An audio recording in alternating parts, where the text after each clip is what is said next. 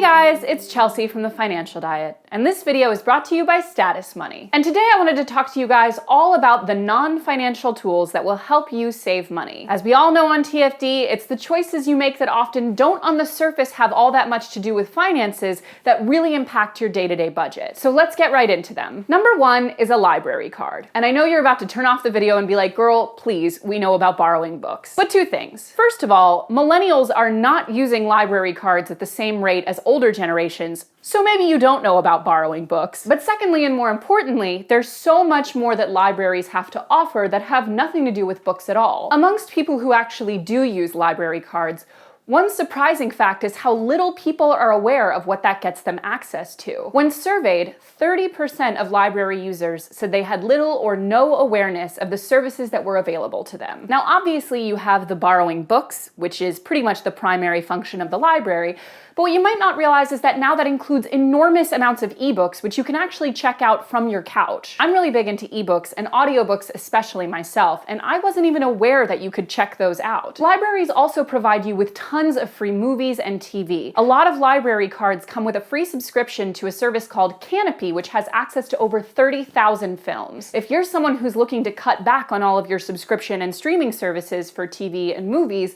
that's something you might want to check out. Many libraries also keep a few museum passes behind the counter, which you can essentially check out the way you would a book. You just check them out and it gives you free access to that museum for the day. This is especially good in cities like New York, where some of the more niche museums can be over $20 for a visit. And aside from saving money on that museum entrance fee, you also now have a free, culturally enriching activity to add to your social calendar. And perhaps most importantly, nearly every library offers tons of free workshops, classes, and programs for every age range from toddler to senior and in almost every subject or discipline. Just for one example, the New York Public Library System offers over 90,000 of these free classes and workshops every year. The point is, libraries are not just about books. And even if all you're looking for is a place to sit down and work for an afternoon without having to constantly buy muffins, it's a great option. Start thinking of a library as a window of access to so many different enriching things. And start looking for all the ways it can save money by replacing things that you might already be spending on. Number two is a grouped activity calendar. Now, this one is especially useful for people who rely on public transportation, like those of us who live in big cities, where every trip that you take costs roughly the same amount of money,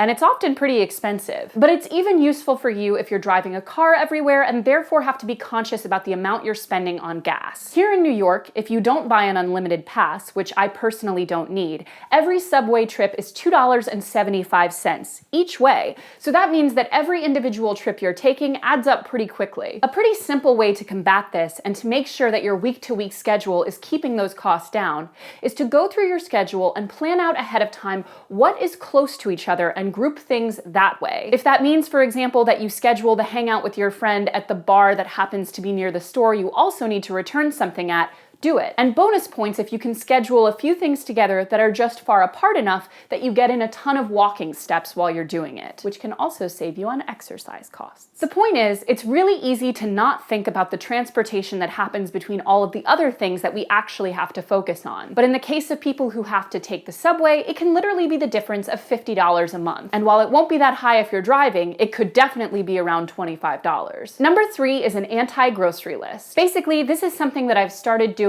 because I realized that over and over again, I was buying items that I ended up just not using. Maybe I just didn't end up getting to them in time, or maybe I just didn't really like them at all. But the point is, these are items that I ended up kicking myself about getting every time because I'm like, oh, there it is, that item that's gone bad yet again, making me feel like a terrible person. And I'm not gonna lie, like most of you will probably be able to relate to, these things are often produce items, which makes me feel extra terrible about myself that I never have trouble finishing an entire pack of double stuffed Oreos, but somehow the same good for me fruits and vegetables end up going bad in my crisper. So I made myself an anti-grocery list, and this is simply a list of items that I am forbidden to buy. If I'm ever tempted, I just remember that list, which I keep in the Notes app on my phone, and I say to myself, you think you want this? but you actually don't. Whatever happens to be on your anti-grocery list, just remember to keep it as top of mind as you do your actual grocery list. Number 4 is a goal-setting app. One thing that can make saving extremely hard is to not have a tangible,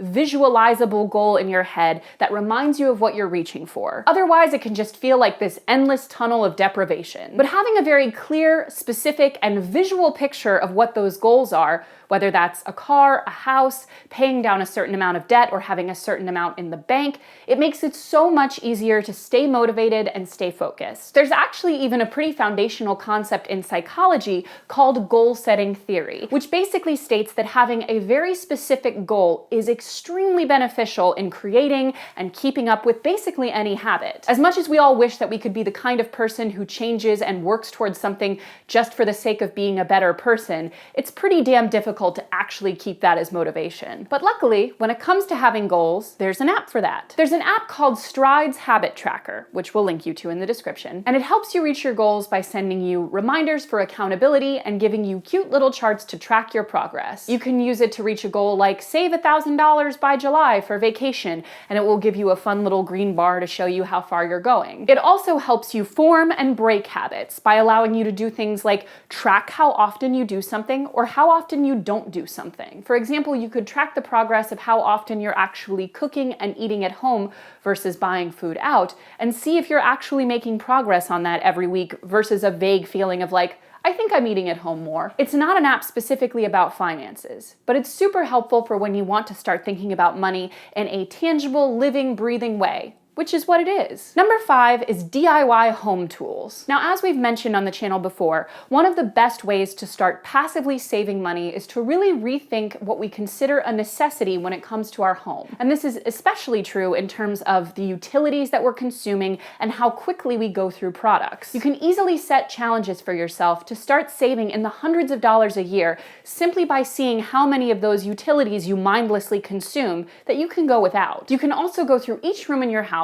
and start seeing the objects that you use in a disposable way which don't have to be disposable. And when it comes to the specific tools you might want to invest in to A, not overspend on utilities, and B, not constantly be going through disposable things, there's a couple really key ones. Number 1 is a corrugated plastic board for washing clothes by hand. So I personally wash a lot of my clothes by hand because either they're pretty delicate or they're dry clean only, and frankly, no one has the money for that. So for example, when I'm washing something like a delicate sweater, I tend to just do it in the bathroom sink or the bathtub, but I was finding that it was hard to get it as clean as I could get it in a washing machine. Solution? A corrugated plastic board that just has those little ridges that allows you to scrub gently whatever piece of clothing you're washing. It's still much more delicate than a washing machine, but it allows you to feel like you're actually getting your clothes clean instead of just sort of pushing them around in soapy water. Another simple thing to consider, especially in the warmer months, is a drying rack. For the vast majority of stuff, you don't actually have to use a dryer, and those things suck up electricity like you cannot believe. You can get ones that fold up pretty conveniently and open to hold an entire machine's worth of clothes. And frankly, especially in the spring and summer months, it's nice to have clothes that smell like the fresh breeze instead of more dryer sheets. And when it comes to disposable stuff,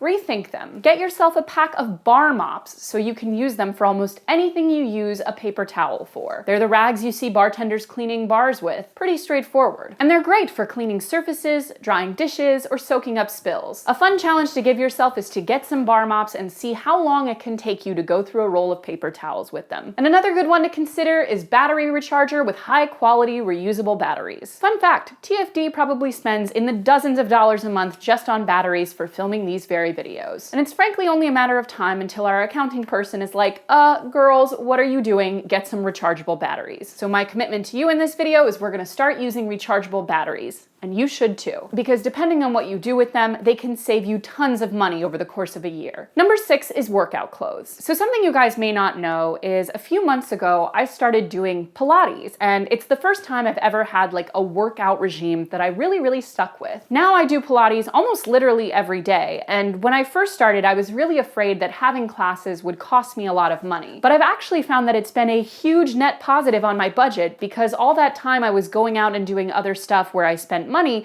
I now just go to class. And my studio is one where you just pay a flat rate every month and have unlimited classes. I pay $95 a month for my studio, which given how often I go breaks down to about $4 per class. And I don't care how value efficient your happy hour is, it's guaranteed to be more than $4, which is one of the common activities I would be doing after work if it weren't for going to Pilates. So there's a high chance that a cost-effective workout routine could end up saving you money by giving you something more productive and cost-efficient to do with that free time. But if you're not into spending any money at all and want to just find a really good workout habit you can get into that is strictly for saving money, there are tons of free workout meetups available in pretty much every city. And that could be something as simple as just walking groups, but there are also groups of people who meet for specific kinds of workouts. They'll do something like yoga or aerobics or different dance classes, and they'll either do them outside or they'll rotate whose house hosts the class. But the point is they're all doing it together for accountability and a social activity. And there are even more organized clubs than that are still totally free. For example, Lauren is a part of the Nike Run Club, which is a running club obviously sponsored by Nike, where they meet at various times and go through different runs led by real Nike coaches. The paths that they follow change every time to keep things interesting. Sometimes people bring snacks, and it's always totally free. Lauren happens to go once a week, but you can go almost as often as you like. And again, it's not just about getting exercise, it's also about giving yourself a social activity that allows you to meet new people and doesn't revolve around alcohol, food, or spending money. Lastly, number 7 is Gold Star Days. Now this is another calendar-based tool similar to the one where you group your activities together, and it's actually something that team member Mary told us she did and that I found awesome. Basically, this is a wall calendar with gold star stickers on it, just like you would give to a child. Except in this case, you are a child, and the chore you're responsible for doing is saving money. Mary challenges herself to have one zero-spend day per week. That means no lattes, no desk salad at lunch, no running to the movies, nothing that costs any money. And when she completes this day for the week, she puts a little gold star for it. And at the end of the month, she goes through her calendar and looks at all the days that have gold stars on them. Sometimes she manages to do more than one no-spend day per week, in fact. And for every gold star day, she puts an extra $20 in her savings account. It's a way to stay motivated, it's a way to make sure that you're paying yourself for making the right choice, and it's also a way to have a little bit of fun. Saving money isn't just about having more of it or just being super disciplined. It's about making all those little changes in your day-to-day life that make the act of saving more painless, and making sure that you're not constantly associating